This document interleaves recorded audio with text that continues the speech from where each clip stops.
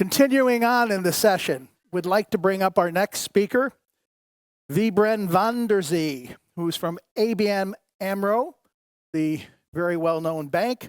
He is an IT domain expert in sustainable IT and a board member of Sustainable IT Organization. Wiebren, Hi. Thank you very much for joining us today. Thanks. Please. You can be anywhere you want. Yeah.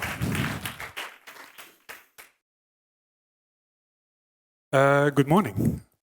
It's on. Apparently it has some bugs, so I'll try to work my way around it. Hold on. Here we go. So 2 sections. I'll have a personal view, a little bit similar to the previous speaker. Or at least I touch upon a few of those elements also. And then I'll move into the work we've been doing within ABN Amro on sustainable IT. 9 slides in total, so don't worry, it's overseeable. But first, a look outside of ABN Amro. I think it continues where the previous speaker also ended or started. Our world is changing, right? No surprise there. It's always been changing. But nowadays, within the world of IT, our security is a big burden, a big risk. Mastering our own destiny, as so well explained in the previous session, is also a very big challenge. And in the meantime, our world is heating up, right? Can't make it any more better than it is. These are the main challenges that we face in our societies and therefore also in our IT. Maybe it's just a delay. Here we go. So, of course, there's responses to that. So responses in terms of risks that being acknowledged, seen, or even emerge. And there's legislation coming to try to mitigate or soften those risks that I mentioned earlier. And then the question rises, and I have not even put all the blue and starry boxes here, right? There's much more legislation happening, as you all probably are very much familiar with. But more important is that our business IT dialogue is also changing because of that. So the traditional business IT dialogue about functional requirements and non-functional requirements and functionality and capabilities the business needs is changing because there's many more criteria needs to be taken into account. And those criteria come from the social side, from our societies. And how many of you actually know that since 2022 we have the EU digital rights and principles? I think in the house here in Brussels it's good to highlight those. For me they remain a starting point and a baseline to test against where are we going, and are we creating that people at the center principle, and are we getting a freedom of choice, and are we keeping safety and security there, and solidarity and inclusion, participation, and I highlighted sustainability because that's where we operate a lot. But these are our official EU digital rights and principles as of 2022, and indeed. On the left, well, for you on the right, we see a response trying to deliver upon that, trying to create that Eurostack, trying to create those European alternatives, and trying to create that European AI in all kinds of ways to deliver that digital foundation. And it's a slow process, it's a difficult process, because we have been indeed eluded and worked our way into the American hyperscalers or big tech. Now I created a model, it's called the S3 model. Don't study it in detail, it'll be in the handouts afterwards. To address 3 main new, you could say, non-functionals. So sustainability, security and sovereignty as 3 new non-functional criteria that we always need to assess and deliver upon. And on the left, you'll find the traditional IT business dialogue of an architect, of a developer, talking with business, creating functionality and capabilities. And with that, from the array in the green middle section, choosing from the array of all kinds of IT flavors that we have out there, including AI nowadays, or Gen AI, I should probably say. But there's much more out there, as you know.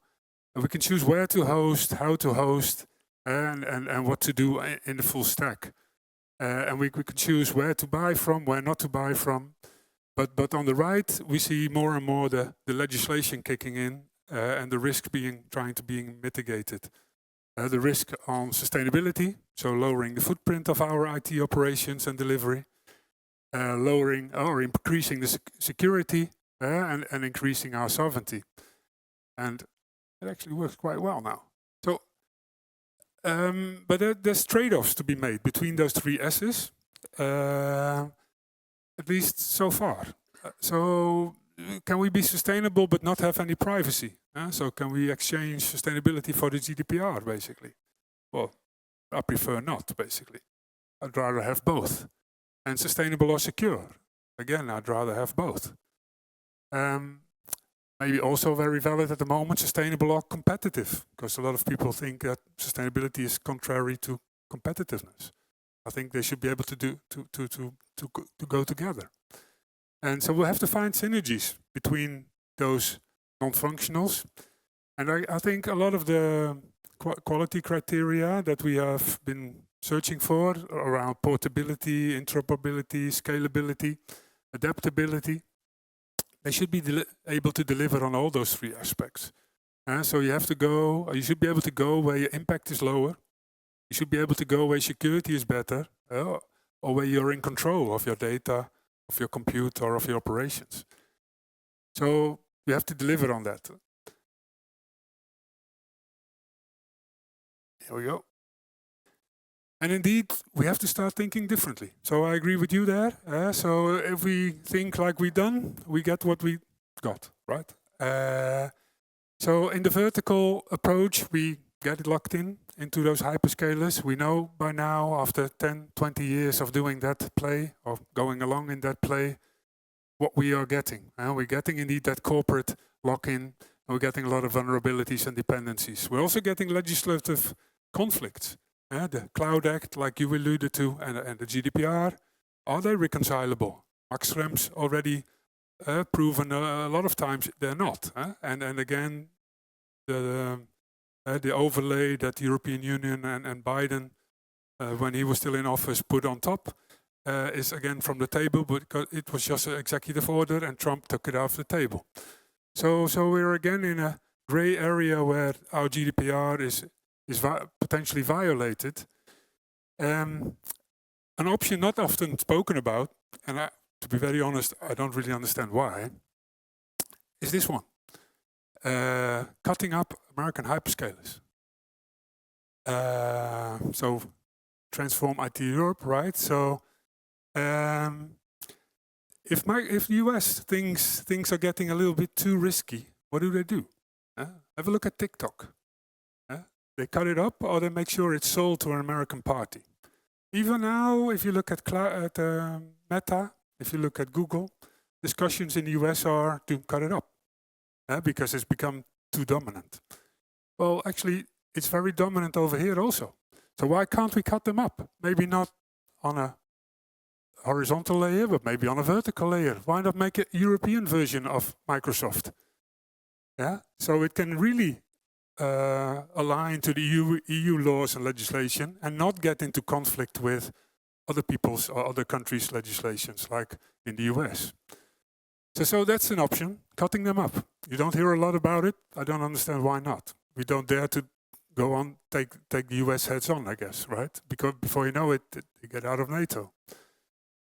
So on the horizontal scale, indeed, I think you showed also a lot of the alternatives that are there, but we could also think differently. So why make all those big, let's say, hyperscalers, which are also energy hogs? All the energy has to go there, so it's a single point of energy use. But if we make it more decentralized, distributed, a little bit like the original internet also was, that energy consumption is also scattered and distributed, dispersed in our societies, in our world. And it goes much better with our localized energy grids. So your solar power and the wind turbines in our countries and on our roofs can then fuel that localized internet and that localized AI.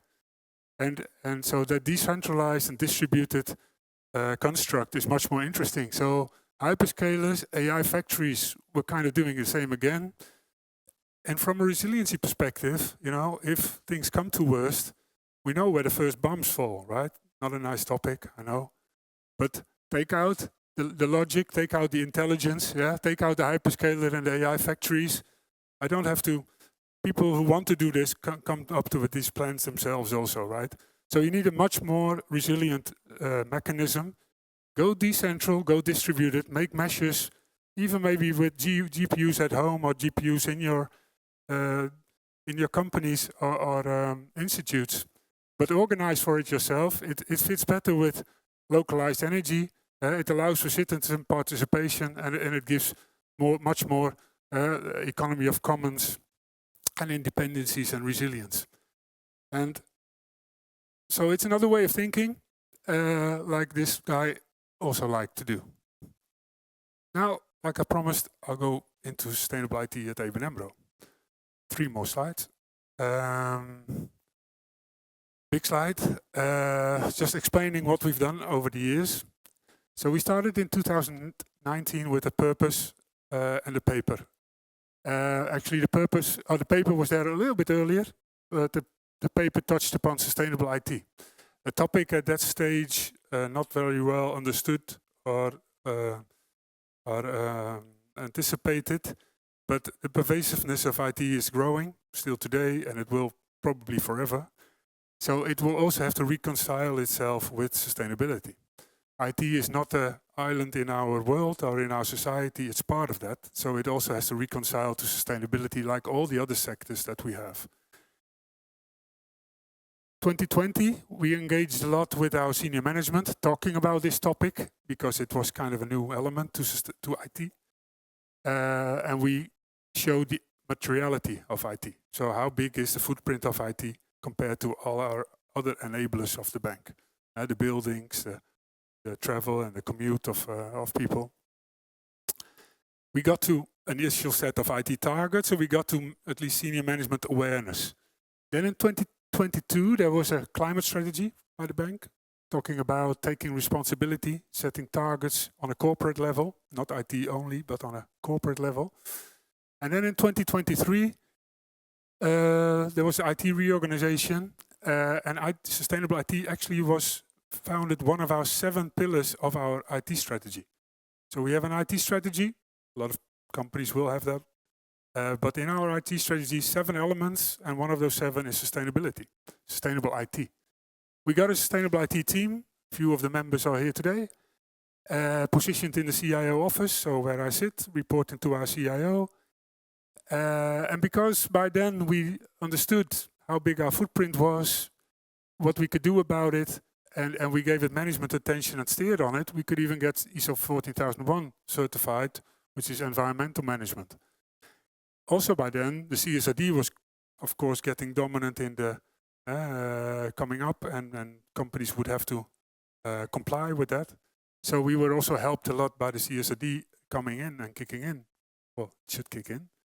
It has kicked in. Sorry, for us it has kicked in. I know a lot of other companies have gotten some delay and postponed, but for us it has kicked in. 2024, we re-baselined. We had a look at our figures earlier on. We re-baselined because data is maturing, is getting better, more complete.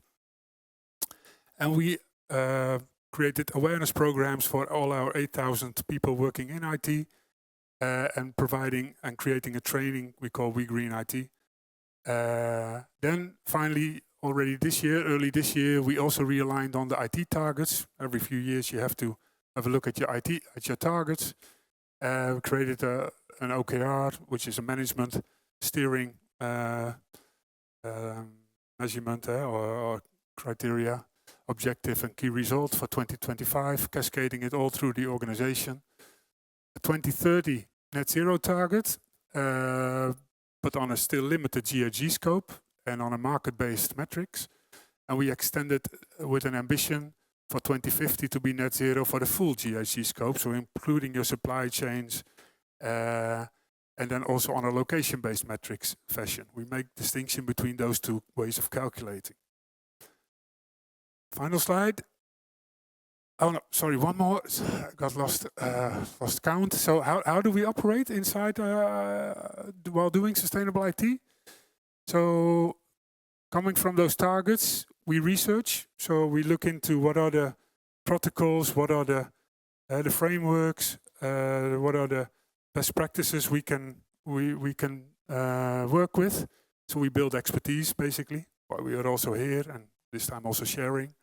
But we also want to learn from what's happening and what is there. We build dashboards, like I also already talked about a little bit, showing our footprint, aggregating it all up, but also drilling it all down to the application level and to the really DevOps team level. So every team can see how much energy they're using, how much carbon they are emitting with the applications they are supporting or developing. The toolbox, so good that you know how much it is, but you also want to influence it in a positive way. So there we collect tactics and we apply tactics coming from the different repositories out there. Indeed, Green Software Foundation, but also from other parts and books, and also from within our own organization. We fill that toolbox and we hand that to our internal IT personnel. People enablement, so the We Green IT program, where we make people not just aware, but also educate them and tailor it a little bit if you're an architect, developer, or a data scientist. Embedding sustainable IT into our processes and procedures. IT is full of processes, right? So the procurement process, the architecture process, the development process, so the whole software development lifecycle. So we embed sustainability in all of those processes. So we make sure that those processes assist and help into reaching our targets. Next, reporting. Some figures, facts and figures from the dashboard we take into reporting. So they'll make it to the CSRD or management information, or even to our impact reporting on our corporate side. Governance, sticking sustainability also into the official roles and responsibilities of people within IT. And then we contribute to corporate level strategy and targets. This is how we work. And we structured that. And then the final slide.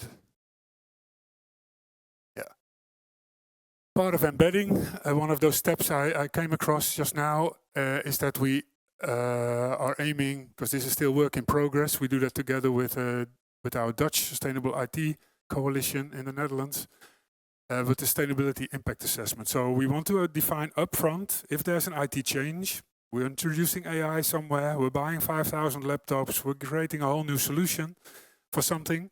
So on the left, there's a change. We want to understand the impact of that change. So those 5,000 laptops, that large language model you're going to use there, how much is it per token? Or including the supply chain, including the training of the large language model. So we want to understand the impact. Then we want to assess the delta coming from that impact onto our landscape, and then see if we are still on track with the sustainability targets that we've set for ourselves, right? So it's not something that overcomes us or as an afterthought or as a surprise afterwards, but something we really want to control. So we want to understand the change, define the impact, determine the delta towards our as is, and then determining the fit with where we want to go and where we want to be in a few years' time. Eventually to decouple, let's say, our IT change from impact, right? And get us on the path that we want to be on. This was my final slide. Any questions? Very welcome.